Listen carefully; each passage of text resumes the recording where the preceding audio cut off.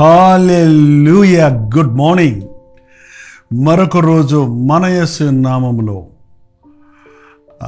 మనం ప్రార్థించుకోవడానికి, ఆయన నామంలో ఉన్న శక్తిని ధ్యానించడానికి, ఆయన ఇచ్చే ఆశీర్వాదాలను గురించి ధ్యానించడానికి దేవుడిచ్చిన అవకాశాన్ని బట్టి ఆయనకి స్తుతులు చెల్లిస్తున్నాను. రండి రండి రండి రండి మేల్కొన్నారా? దేవుని వాక్యాన్ని ధ్యానిద్దాం. పరిశుద్ధుడా, నీకు వందనములయ్యా. నీ మాటలు ధ్యానిస్తుండగా మా హృదయాలలో సంతోషము, ఉల్లాసము కలుగజేయనిము. మా దుఃఖము, విచారము ఎగిరిపోనిము. నీ శక్తిని పుంజుకొని నీ సాక్షులు ఉండటకు నీ సన్నిధిని అనుగ్రహించమని క్రీస్తు నామంలో అడుగుచున్నాను తండ్రి. ఆమేన్. అవునండి, దేవుని నామమును మనం స్మరిస్తున్నప్పుడు మనకు సంతోషముగా ఉండాలి. ఎలా ఉన్నారు? సంతోషంగా ఉన్నారా? సంతోషంగా ఉన్నారా? కష్టాలు వస్తూనే ఉంటాయండి, పరిస్థితులు మారుతూనే ఉంటాయండి. ఇదిగో ఒకటి కాకపోతే ఒకటి, ఏదో ఒకటి మానవుడిని పట్టి పీడిస్తూనే ఉంది కదా. ఒకటి తర్వాత ఒకటి మరి నరజాతిని వేధిస్తూనే ఉంది కదా.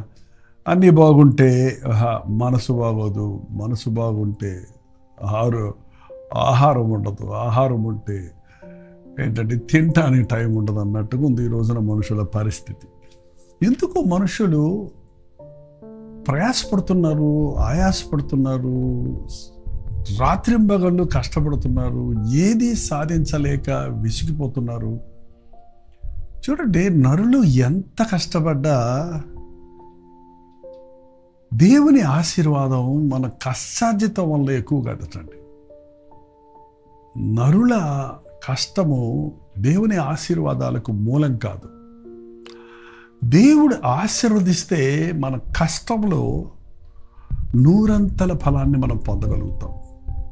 అంటే దేవుడు ఆశీర్వదిస్తాడని ఊరక కూర్చునే వాళ్ళు కొంతమంది ఉన్నారులేండి, అట్లా కుదరదు. మనం కష్టపడాలి, దేవుడు మన కష్టార్జితాన్ని దీవిస్తాడన్నాడు. కష్టపడుతున్నామండి, చివరికి అంతా బూడిదలో పోసిన పన్నీర్లాగా అయిపోయిందని చాలామంది చెప్తుంటారు. ఎంతో ప్రయాసపడుతున్నామండి, చివరికి అంతా వ్యర్థమైపోయింది అన్నట్టుగానే అనేకుల జీవితాల్లో విసిగిపోతున్నారు. మరోసారి మీకు జ్ఞాపకం చేస్తున్నాను, ప్రభు సహాయం లేకుండా, ప్రభు తోడు లేకుండా, ప్రభు అనుమతి లేకుండా, ప్రభు దీవెన పొందకుండా మనం ఏది చేసినా అది నిలవదండి. అందుకే ప్రతిదీ ప్రార్థనతో చేయమని మరలా మీకు తెలియజేస్తూ ఉన్నాను. మీకే తెలుసు కదా, ప్రార్థించి చేసిన దానికి, ప్రార్థన లేకుండా చేసిన దానికి ఎలాంటి ప్రతిఫలాలు ఉన్నాయో మీరు గమనిస్తే ఆశ్చర్యం కలుగుద్దండి. దేవుని చేతులకు ప్రార్థన అంటే ఏంటి? దేవుని చేతులకు మన పనిని అప్పగిస్తున్నాం. దేవుడు చూసుకుంటాడు. ఆయన ఎప్పుడు మనకు పని చెప్పి వెళ్ళిపోయేవాడు కాదు, మనకు పని చెప్పి మనకు కూడా ఉండేవాడు. మీరు సర్వలోకమునికి వెళ్ళి సర్వ సృష్టికి సువార్తను ప్రకటించండి. ఇదిగో యుగ సమాప్తి వరకు నేను మీకు తోడై ఉంటాను. మీరు వెళ్ళండి, నేను మీతో వస్తానంటున్నాడు. మీరు వెళ్ళండి, మీకు శక్తినిస్తాను, మీకు కావలసినవన్నీ నేను ఇస్తాను, నేను మీ తోడుంటాను. ఆయన తోడుంటేనే చాలండి, ఆయన సన్నిధే మనకు చాలు. ఈ రోజుల్లో చాలామంది జీవితాల్లో ఆకస్మికమైన నష్టాలు, మరణాలు, అనవసరమైన వ్యధ అంటారా, బాధ ఏంటండి, రకరకాలైనటువంటి ఒత్తిడిలకు గురైపోతున్నాడు. అనవసరమైన యాక్సిడెంట్, ఒక చిన్న యాక్సిడెంట్ అయితే చాలు, ఇవాళ వారం 10 రోజులు పడకల మీద ఉండాల్సి వస్తుంది. ఇంకొంచెం ముదిరితే సర్జరీలు అంటే నెలల పాటు లక్షలు ఖర్చు పెట్టాల్సి వస్తుంది. అయితే మనం ఎప్పుడూ దేవుడిని స్తుతించటం లేదు. మనల్ని ఆయన ఎంత కాపాడుతున్నాడు, కంటికి కనుగుడ్డును కాపాడినట్లు నేను కాపాడుతానన్నాడు ప్రభు. కాపాడుతున్నాడు కాబట్టే మనం ఇంతవరకు ఆరోగ్యంగా ఉన్నాం, కాపాడుతున్నాడు కాబట్టే సజీవులుగా ఉన్నాం, కాపాడుచున్నాడు కాబట్టే మనము రాత్రింబగళ్ళు అటు ఇటు తిరుగుతున్నా, ప్రయాణాలు చేస్తున్నా, అనవసరమైన యాక్సిడెంట్స్ లేకుండా తప్పించబడుతున్నాం. దేవుని సహాయం మనకు కావాలి, దేవుని తోడు మనకు ఉండాలి, దేవుని వాగ్దానాలను మనం పొందాలి.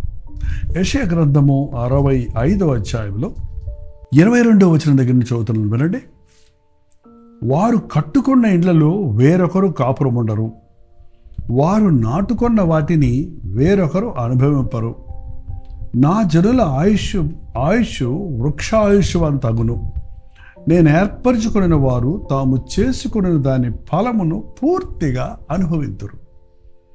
నేను ఏర్పరచుకుని వారు తాము చేసుకుని దానిని ఫలమును పూర్తిగా అనుభవింతురు. 23 వారు వృధాగా ప్రయాసపడరు. ఆకస్మికముగా కలుగు అపాయమునందుటకు పిల్లలను కనరు. వారు యెహోవా చేత ఆశీర్వదించబడిన వారగుదురు. ఎంతగా దేవుడు ఆశీర్వదించిన వారు, దేవుడు ఏర్పరచుకున్న వారికి దేవుడిచ్చే కాపుదల చూడండి. వారు వృధాగా ప్రయాసపడరు. మన ప్రయాస వృధా అవ్వదు. అనవసరమైన వాటి కోసం ఆతరపడేవారు, వ్యర్థమైన వాటి కోసం ప్రయాసపడేవారు తమ జీవితంలో నష్టపోతారు. అయితే దేవుని ఆశీర్వదించబడిన, దేవుడు తోడున్న వారికి వారి ప్రయాసకు తగిన ప్రతిఫలాన్ని పొందుతారు. వారు ఆకస్మికముగా కలుగు అపాయమునందుటకు, ఆకస్మిక అపాయాలు మనకి ఆ మాట ఉపయోగిస్తలేదు. యాక్సిడెంట్ అంటే ఏంటండి? అది ఎదురు చూడలేదన్నమాట. కొన్ని నిమిషాల వరకు మనకు తెలియదు ఆ యాక్సిడెంట్ అవుద్దని. కొన్ని క్షణాల వరకు మనకు తెలియదు అటువంటి అపాయంలో ఇరుక్కుంటామని. ఆకస్మికంగా కలుగు అపాయముల నొందుటకు పిల్లలను కనరు. ఎంతమంది అండి ఈరోజు తల్లిదండ్రులు పిల్లల మరణాలు చూడాల్సిన పరిస్థితి ఈ రోజుల్లో చూస్తున్నాం. ఆ తల్లిదండ్రులు గుండెలు నీరైపోతున్నాయి. వారు కని పెంచి పెద్ద చేసి ఎన్నో వారి కొరకు ఆశలు పెట్టుకున్న యవ్వన బిడ్డలు ఈ రోజున ఆకస్మికంగా మరణిస్తున్నారు. కొన్నిసార్లు ఆత్మహత్యలు చేసుకొని మరణిస్తున్నారు. కొన్నిసార్లు వారి పాపము ద్వారా వారే విసిగిపోయి వారిని వారే నాశనం చేసుకుంటున్నారు. కొన్నిసార్లు ఇతరుల ద్వారా మానభంగాలు చేయబడటం, చంపబడటం ఈరోజు సర్వసాధారణమైపోయింది. చూసారా? అనేక మంది ఈ రోజున యాక్సిడెంట్లలో చనిపోతూ ఉన్నారు. ఒక జీవితం శాంతం జీవించాలనేది దేవుని కోరిక. యవ్వన కాలంలో సడన్గా ఒక వ్యక్తి మరణించటం, వివాహమైన కొద్ది రోజులకే భర్త మరణించటం, లేక భార్య మరణించటం, బిడ్డలు మరణించడం అనేది ఆ ఇంటిలో ఎంత వేదనను, ఎంత రోదన కలుగు చేస్తుందో అటువంటి స్థితిలో ఉన్న వాళ్ళకి అర్థమవుతుందండి. కానీ దేవుడు నీకు తోడుంటే అలాంటి మరణాల నుంచి నిన్ను తప్పిస్తానంటున్నాడు. అలాంటి శాపము నుండి నిన్ను తప్పిస్తానంటున్నాడు. తప్పించబడ్డోళ్ళు మీరు ఉన్నారు, చెప్పరు సాక్ష్యాలు. వెంట్రుక వాసిలో యాక్సిడెంట్ తప్పిందండి, నేను కింద పడ్డాను, బైక్ తుక్కయింది, కానీ నాకు ఒక్క గాయం కూడా తగలేదు అని సాక్ష్యాలు చెప్పేవాళ్ళు ఉన్నారండి. ఎందువల్ల అలా వారికి జరిగిందంటారు? అది వారు దేవుని కంచెలో ఉండటం, వారి కొరకు ఎవరో విజ్ఞాపన ప్రార్థన చేస్తూ ఉండటం. తల్లి ప్రార్థన, తల్లిదండ్రుల ప్రార్థన బిడ్డల్ని కాపాడుతుందండి. తల్లిదండ్రులారా, మీ బిడ్డల కొరకు ప్రార్థించండి. బయటకు వెళ్ళినప్పుడు వచ్చినప్పుడు దేవుని కంచె ఉండనట్లుగా. పొంచి ఉన్నాడు సాతాను గుమ్మం దగ్గర, ఎవరిని మింగుదునా అని.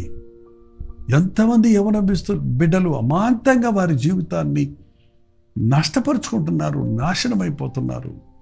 వారు దురభ్యాసాలకు, డ్రగ్స్కి, మద్యానికి గురైపోయి వారి జీవితానికి ఒక గురి లేని వారిగా జీవిస్తూ 30 ఏళ్ళకి 60 ఏళ్ళ వాళ్ళు ముసలోళ్ళు అయినట్టుగా వాళ్ళు ఏమీ చేయలేని పరిస్థితుల్లో ఇంటి వారికి, సొంత వారికి భారంగా తయారవుతున్నారు. ఇట్లాంటి వారు మీ ఇంట్లో ఉన్నారా? అటువంటి వారిని ప్రభు ప్రేమిస్తున్నాడండి. అటువంటి వారిని కూడా ప్రభు విడిపిస్తాడు. తల్లిదండ్రులారా, మీరు మీ బిడ్డల కొరకు ప్రార్థించండి. మా పాపములు మా కుమారుల ఒడిలో, మా జ్యేష్ఠ కుమారుడు ఒడిలో పడనివ్వకుండా ఆయన, మా నాన్నగారు ఇష్టం వచ్చినట్టు జీవించాడు చాలా కాలం. 40 ఏళ్ళ తర్వాత మారుమనసు పొందాడు. 40 ఏళ్ళ వయసు వచ్చినప్పుడు సువార్త అందింది అప్పుడే ఆయనకి. మారుమనసు పొందిన తర్వాత ఆయన చేసిన మొదటి ప్రార్థన, నా పాపములు నా జ్యేష్ఠ కుమారుడు ఒడిలో పడనివ్వద్దని నా కొరకు విజ్ఞాపన చేశాడు. ఆత్మహత్య చేసుకొని చచ్చిపోదాం అనుకున్న నన్ను ఆ ప్రార్థనలో ఆపి ఆయన యేసయ్య ప్రేమతో నేను మార్చబడి రోజుకి ఒక సాక్షిగా దేవుని కొరకు జీవించగలుగుతున్నాను. తండ్రులారా, మీ దోషములు మీ బిడ్డల మీదకు రాకున్నట్లు మీరు పశ్చాత్తాపడి ప్రార్థించండి.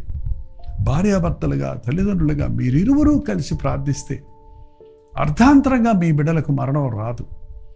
నీ బిడ్డల సమాధులు నువ్వు చూడాల్సిన అవసరం లేదండి. నీ బిడ్డల మరణమును, నీ బిడ్డల దుఃఖమును నువ్వు చూసి దుఃఖపడవలసిన పరిస్థితి నీకు రాకుండా దేవుడు నిన్ను ఆశీర్వదిస్తానంటున్నాడు. ఆకస్మికంగా కరుగు అపాయమునందుటకు పిల్లలను కనరు.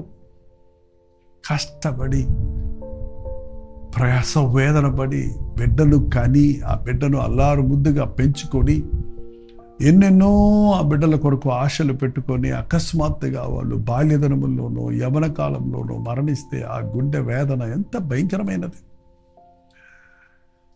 ఆకస్మిక మరణాల నుండి మనల్ని తప్పించడానికి మన ప్రభువు శక్తి కలిగిన వాడు, మన దోషములను క్షమించేవాడు, మన కీడు నుండి తప్పించేవాడు. దేవుని యొక్క ఆశీర్వాదం ఉంటే మరణం మన ఇంటికి రాదు. లాజరు మరణించినప్పుడు వారి అక్క చెల్లెళ్ళు ఇద్దరు కూడా, మరియ మార్తలు ఇద్దరు కూడా ప్రభు దగ్గరకు వచ్చినప్పుడు ఒకరి తర్వాత ఒకరు ఏమన్నారు? ప్రభువా, నీవు ఇక్కడ ఉండిన ఎడల మా సహోదరుడు మరణించక ఉండును. నీవు లేని మూలానే మా ఇంటిలోనికి మరణం వచ్చింది. నీవు లేని మూలానే మా ఇంటిలోనికి దుఃఖం వచ్చింది. అవును, ప్రభు ఉన్న చోట, జీవాధిపతి ఉన్న చోట జీవం ఉంది. కాబట్టి చనిపోయి 4 రోజులు సమాధిలో పెట్టబడిన లాజరు కూడా జీవించాడు. లాజరు బయటికి రా అని ప్రభు పిలవగానే 4 దినములైన తర్వాత కూడా శరీరము కుళ్ళిపట్టిపోయి ఉంటుంది. అప్పటికి దేవుడు డీకంపోజ్ అయిన దాన్ని కంపోజ్ చేయగలిగిన వాడు ఆయనే కదా. మనల్ని సృష్టించిన సృష్టికర్త, మట్టిని తీసి మనుషుడిగా చేసిన వాడు. ఆయనకు అసాధ్యమైంది ఏదీ లేదు. నీ లంగ్స్ చెడిపోయినవి, నీ యొక్క ఊపిరితిత్తులు పాడైపోయినవి, నీ యొక్క ఇంటెస్టైన్ పాడైపోయింది, నీ అవయవాలు పనిచేయవు అని చెప్పినప్పుడు సృష్టికర్తకు మొరపెడితే అద్భుతాలుగా జరగటం కళ్ళారా చూస్తున్నామండి. ఈ రోజున డాక్టర్లు కుదరదు, నువ్వు చచ్చిపోతావన్న చెప్పబడిన వ్యక్తి ఈ రోజున స్వస్థపడి యేసునామములో మరి 10, 15, 20 సంవత్సరాలు ఆయుష్, చక్కటి ఆరోగ్యంతో ఆయుష్ కలిగిన వారిగా జీవించడం చూస్తున్నాం. కారణం, అతడు నన్ను ప్రేమించుచున్నాడు గనుక నేను అతన్ని తప్పించి తిని అన్న వాగ్దానం ప్రకారం మనం ప్రభువుని ప్రేమిస్తే మనల్ని తప్పిస్తాడు, మన బిడ్డల్ని తప్పిస్తాడు. కీడు నుండి తప్పించి, ప్రతి కీడు నుండి మనల్ని తప్పించడానికి మన ప్రభువు శక్తి కలిగిన వాడిగా ఉన్నాడు. కాబట్టి మీ జీవితాల్లో నష్టాలుంటే, అనవసరమైన శ్రమలుంటే, అనవసరమైన మరణాలుంటే, మా ఇంట్లో చాలామంది చనిపోతున్నారండి, మా బంధువులు చనిపోతున్నారండి అని కొందరు చెప్తుంటారు. అదే దేవుని కాపుదల లేనప్పుడు అదొక దురాత్మల యొక్క ప్రభావంలోనికి మనుషులు వెళ్ళిపోయినప్పుడు, దేవుని కంచె దాటిపోయినప్పుడు వారు నష్టపోవటం చూస్తున్నాం. అటు వారి కోసం విజ్ఞాపన చేయండి. ప్రభు అద్భుతంగా మనకు మేలు చేసేవాడే కానీ కీడు చేసేవాడు కాదండి. మనం బ్రతికి దేవుని కార్యాలు వివరించాలని ఆయన ఆశిస్తున్నాడు కనుక మనల్ని, మన బిడ్డలను దీవించినట్లుగా దేవుని కృప కొరకు వేడుకుందాం. ప్రార్థన. పరిశుద్ధుడ, ప్రేమగల తండ్రి, ఎవరెవరు ఎక్కడెక్కడి నుంచి మాటలు వింటున్నారో చూడయ్యా. ఆకస్మిక మరణముల కొరకు మేము బిడ్డల్ని కనమని, ప్రయాస వ్యర్థము కాదని, నీవు చెప్పిన మాట అక్షరాల మా జీవితాల్లో నెరవేరడానికి సహాయం చేయము. ఇప్పటికే కష్టపడి ప్రయాసపడి కట్టుకున్న ఇళ్లను ఉండలేకనే పరిస్థితుల్లో ఉన్నవారు, అప్పుల పాలై అమ్ముకుంటున్నవారు, ప్రయాసపడి సంపాదించుకున్న డబ్బంతా మోసపోయి నష్టపోతూ ఉన్నవారు, కష్టార్జితంలో దీవెన లేకుండా ఎప్పుడు తండ్రి చిరిగిపోయిన సంచిలో వేసిన డబ్బు వలె మా జీవితాల్లో ఉన్నప్పుడు ఒక్కసారి నీ వైపు చూచుటకు, ఈ శాపము నుండి మమ్మల్ని కొట్టివై ప్రభువా నిన్ను వేడుకొనుటకు సహాయం చేయి. ఎవరెవరటి పరిస్థితుల్లో ఉన్నారో వారి కొరకు ఈ సమయంలో నీ సన్నిధిలో ప్రార్థిస్తున్నాము. ఇది మొదలుకొని నీ ఆశీర్వాదం మా జీవితాల్లో దయచేయమని క్రీస్తు నామములో అడుగుచున్నాము తండ్రి. ఆమేన్. తండ్రి అయిన దేవుని యొక్క ప్రేమయు, కుమారుడైన క్రీస్తు యొక్క కృపయు, ఆదరణకర్త అయిన పరిశుద్ధాత్మ యొక్క సహవాసమును కూడి ఉన్న మనందరికీ ఇప్పుడు సదాకాలము తోడయుండును గాక. ఆమేన్.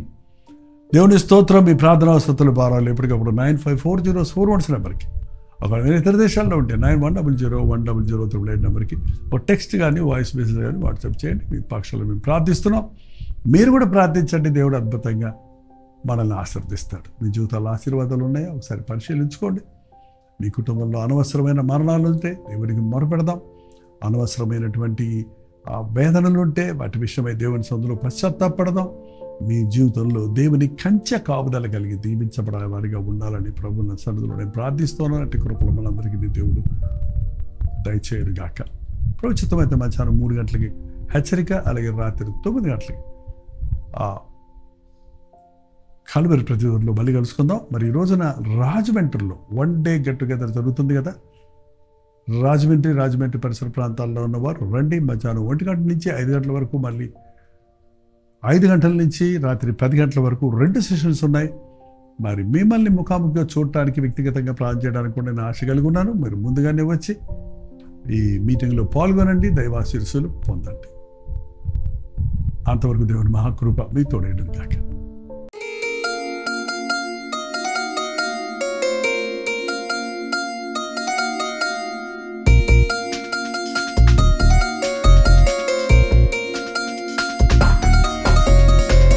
హల్లెలూయా. దేవుడికి స్తోత్రం.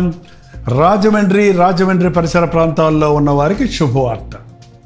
చాలా కాలమైంది రాజమండ్రి రారా అని మీరు అనేకులు అడుగుతున్నందున, రాజమండ్రి చుట్టుపక్కల ప్రాంతాల్లో ఉన్న మీకందరికీ అనుకూలంగా ఉంటున్నందున, ప్రభు చిత్తమైతే సెప్టెంబర్ 16వ తారీఖు 1 డే గెట్ టుగెదర్ను మీ కొరకు రాజమండ్రిలో సూర్య గార్డెన్స్లో ఏర్పాటు చేస్తున్నాం.